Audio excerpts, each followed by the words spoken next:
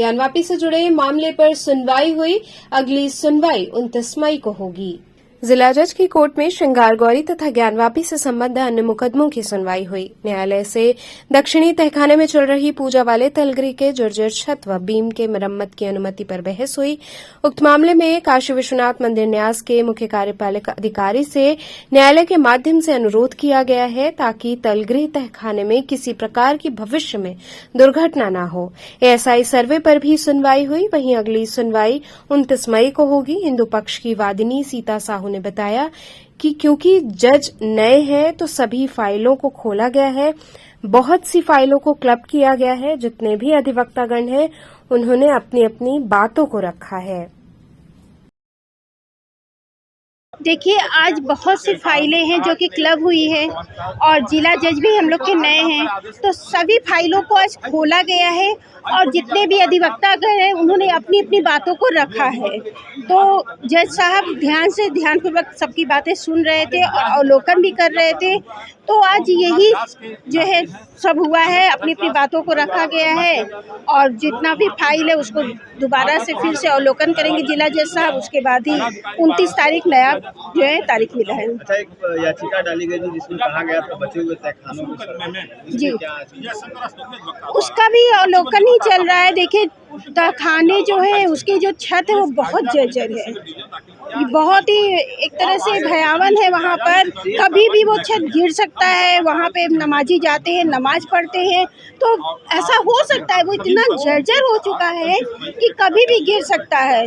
तो हम लोग तो यही चाहते, इतनी गर्मी है उसके बावजूद हम लोग हर तारीख पे आते हैं और यही चाहते हैं कि जल्द से जल्द जो है जल्दी से जल्दी तारीख पड़े और जल्द से जल्द फैसला आए। तो वो भी अभी चल ही रहा है, उसका भी अवलोकन होगा अब आगे जैसा जिला जज। आज जो कि मुकदमे में जिला जज द्वारा पहले भी पत्रावली कॉल की गई थी। आज किरण सिंह द्वारा एक प्रार्थना पत्र पहले दिया गया था। वह प्रार्थना पत्र था कि जो ट्रांसफ़र होकर पत्रावली आपके यहाँ आई है पुनः उसको वापस दे दिया जाए, क्योंकि आप यहाँ रिविजन सुनेंगे या मूल अवयस सुनेंगे। यह ट्रांसफ़र प्रार्थना पत्र गलत तरीके पर हो गया है और इसको वापस कर दिया जाए।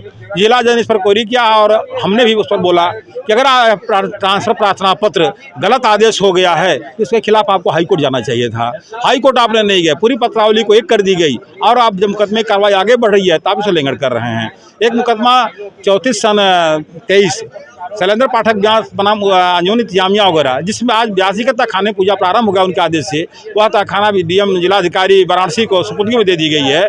उसमें विजय शंकर रस्तोगी अधिवक्ता द्वारा प्रतिवादी बनने हेतु प्रार्थना पत्र दिए थे, जिनका प्रार्थना पत्र खारिज हो गया और हाई कोर्ट जा करके उन्होंने इसकी प्रोसीडिंग को स्टे करा दिया। अब वह जो पूजा पाठ हो रहा है इसकी प्रोसीडिंग मुकदमे के आगे न बढ़ाई जाए, इसी पर बहस चली है और उन्हें उस हाई कोर्ट का आदेश लगा दिया है।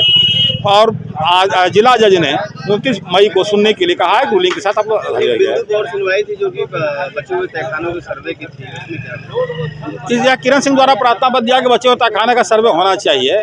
और जबकि अब जो सर्वे रिपोर्ट दाखिल हो गई 850 पेजों का, उस पर भी आपत्ति नहीं आई है, उस पर अभी उनका बहस नहीं सुना गया। एक मेरे तरफ से प्रार्थना पत्र दिया गया था जो राम प्रसाद सिंह द्वारा कि जो व्यास जी के तहखाने के छत कमज़ोर हैं और अगर नीचे पूजा हो रहा है तो ऊपर जाकर इंतजामिया के लोग खड़ा होकर के वहाँ पर गिराने की फिराक में हैं, जर्जर हैं, गिर सकते हैं, गिराने का फिराक में भी हैं, टुकड़े गिर रहे हैं, तो उसको जाने से मना किया जाए और वहाँ छत की मरम्मत का आदेश दिया जाए। इस पर भी सुनवाई अभी नहीं हो पाई, इस पर आपत्ति आहूत कर दी गई है। आज ज्ञानवापी प्रकरण में 5 मदनी महिलाओं के केस के साथ जो भी मुकदमे क्लब किए गए हैं सब मिला के 8, उन पर राखी सिंह के अधिवक्ता के माध्यम से आपत्ति दर्ज कराई गई कि इनको क्लब न करके यथावत पूर्व के न्यायालयों में ट्रायल के लिए भेज दिया जाए।